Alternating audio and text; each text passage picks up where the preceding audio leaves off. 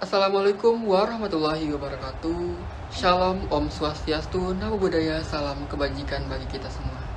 Puji syukur kehadirat Tuhan Yang Maha Esa atas karunia dan hidayahnya sehingga kami dapat menyelesaikan tugas presentasi dengan tema generasi kedua, di mana pada presentasi ini ditujukan untuk memenuhi pada mata kuliah implementasi dan evaluasi kebijakan. Baik, perkenalkan nama saya Alukman Isra sebagai moderator dan materi kedua. Nah, Natasha Gisaren Tiffany.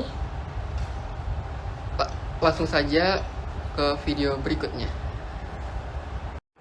Baiklah, di sini saya akan menjelaskan review buku dan artikel yang memaparkan diantaranya pendahuluan, latar belakang, rumusan masalah, tujuan masalah, kerangka teoritik, dan metode. Baik, pertama saya akan menjelaskan pendahuluan. Tulisan artikel ini pada dasarnya ingin memahami paparan dari berbagai tokoh-tokoh empiris seperti Paul Berman mengenai bentuk permasalahan generasi kedua, yaitu mengasumsikan arah perintah atau kendali atau apa yang diketahui sebagai pandangan top-down serta bottom-up untuk melibatkan semua yang terlibat aktif dalam kebijakan tersebut dan mengetahui model Jeffrey dan Wildawski yang berkaitan atas masalah kebijakan yang mencerminkan bahwa kebijakan bisa dilihat secara matematis. Selanjutnya, latar belakang. Pelayanan yang berkualitas adalah kehendak semua pihak, tidak hanya dari orang per orang tetapi juga masyarakat. Dalam mewujudkan pelayanan kepada masyarakat yang lebih optimal, maka berbagai upaya yang harus dilakukan. Salah satunya pelayanan yang berkualitas. Tentu dalam mencapai pelayanan tersebut, peneliti mengupas berbagai hal yang diterapkan dalam kebijakan ini. Pada berbagai kebijakan berpengaruh terhadap beberapa aspek diantaranya, kebijakan dapat berhasil apabila ada keterkaitan organisasi ataupun lembaga yang dilibatkan pada praktik tersebut, yaitu dilakukannya kerjasama atau keterlibatan tim maupun berbagai yang dapat mengontrol. Hal ini berperan sangat penting, seperti pada pernyataannya keterlibatan kerjasama sangat dilayakkan untuk mencapai keberhasilan. Peneliti mengupas beberapa kasus implementasi kebijakan pelayanan publik di kantor camat Teluk Waru Kabupaten Seram bagian timur. Implementasi kebijakan Kota Ternate dalam pelaksanaan wajib belajar 9 tahun. Selanjutnya, rumusan masalah. Yang pertama, apa pandangan Paul Berman terhadap teori generasi kedua? Yang kedua, mengapa teori generasi kedua mengarah pada model implementasi yang dipaparkan oleh Jeffrey dan Wildawski? Yang ketiga, mengapa pada teori yang dipaparkan Paul Berman mengenai generasi kedua menjabarkan aktivitas belum berjalannya dengan baik terhadap program yang telah ditentukan oleh institusi? Selanjutnya, tujuan makalah. Yang pertama, memahami pandangan Paul Berman terhadap teori generasi kedua. Yang kedua, memahami teori generasi kedua mengarah pada model implementasi yang dipaparkan oleh Jeffrey dan Wildawski. Yang ketiga, memahami paparan Paul Berman mengenai generasi kedua, menjabarkan aktivitas belum berjalannya dengan baik terhadap program yang telah ditentukan oleh institusi. Paul Berman pada tahun 1980 mampu memberikan berbagai pandangan empirisnya dan mengajukan berbagai persoalan hipotesa mengarah pada lembaga dan komitmen yang mengasumsikan arah perintah atau kendali atau apa yang diketahui sebagai pandangan top-down ataupun bottom-up. Dalam hal ini, membawa ahli empiris melihat implementasi kebijakan, mencurahkan diri untuk menemukan cara terbaik menggunakan proposal kebijakan ke arah kesuksesan. Model pengajuan mereka lebih sering diabaikan sebab dianggap sebagai hasil ruwetnya masalah seperti halnya observasi Peter de Leon. Pada generasi kedua ini mulai menjelaskan bahwa implementasi terjadi hanya ketika semua yang mempunyai pengaruh aktif terlibat dalam perencanaan dan pelaksanaan program. Konsekuensinya, mereka mulai mengusulkan bahwa perlunya implementasi ini.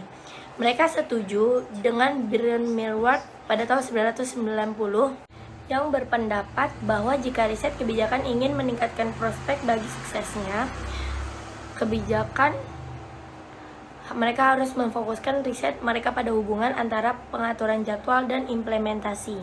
Selanjutnya saya akan menjelaskan tentang metode. Scoping review merupakan teknik dilakukan untuk menemukan atau mengidentifikasikan serta menjelaskan literatur yang relevan dengan topik penelitian secara mendalam. Menggunakan berbagai macam metode penelitian dan data dari berbagai sumber dan artikel. Pendekatan ini juga digunakan untuk mengidentifikasikan berbagai jurnal yang sesuai dengan tema generasi kedua.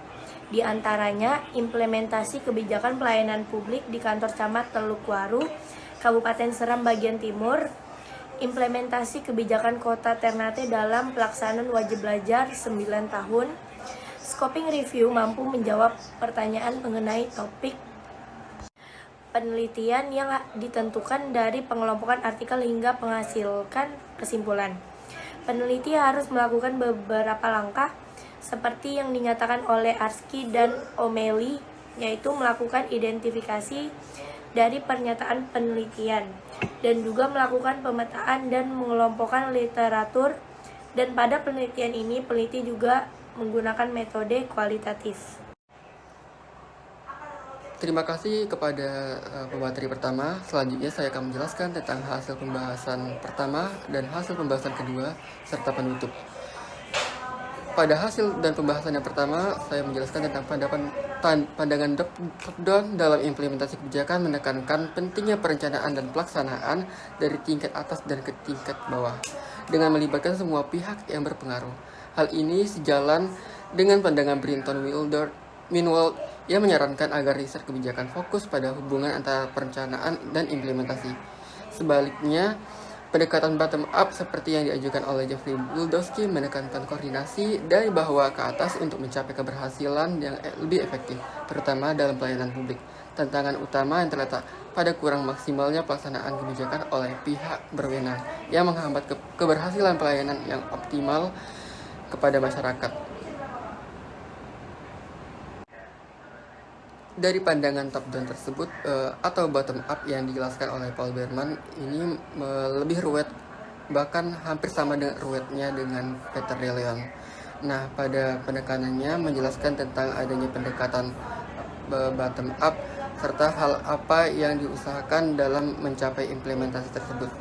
Hal ini bisa saja melihat dari faktor Wildowski dan Pressman mengenai tentang sistem kontrol sosial. Nah, apabila kita melihat kegagalan itu disebabkan adanya defisit dari kebijakan tersebut. Seperti yang dijelaskan tadi mengenai tentang pandangan top down dan bottom up, hal ini untuk membawa ahli empiris untuk melihat bagaimana implementasi dan evaluasi kebijakan. Nah, apabila itu gagal, itu maka bisa disebabkan karena ada defisitnya. Nah, apabila adanya sistem kontrol yang baik, maka adanya keberhasilan pada kebijakan tersebut. Seperti yang dijelaskan oleh Peter de Leon.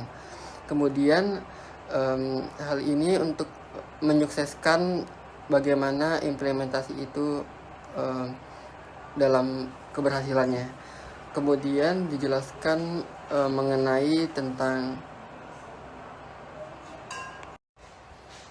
pada hasil pembahasan yang kedua, dalam pemrograman kebijakan implementasi sering sekali menghadapi tantangan akibat pelayanan yang kurang baik seperti yang dikemukakan oleh Daniel Masmanian dan Paul Sabatir.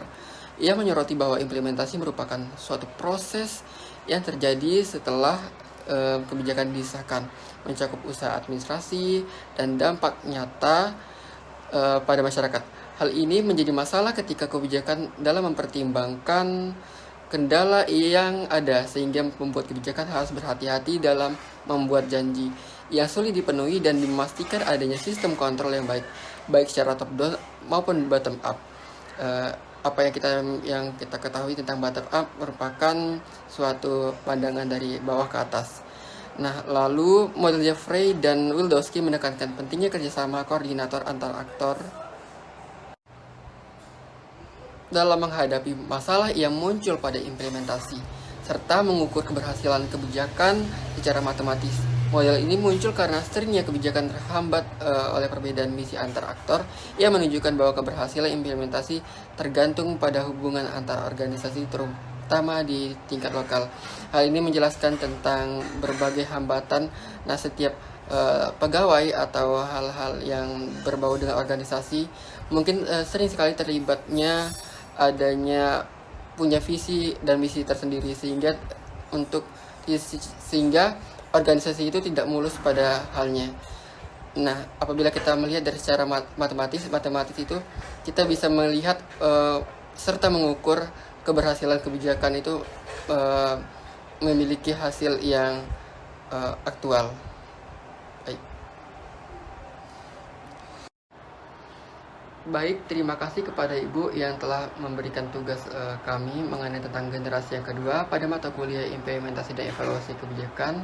Mungkin itu saja yang kami sampaikan. Bila ada kekurangan, kami minta maaf. Besar harapan kami untuk belajar bersama Ibu. Sekian dan terima kasih. Dengan menutupkan, wassalamualaikum warahmatullahi wabarakatuh.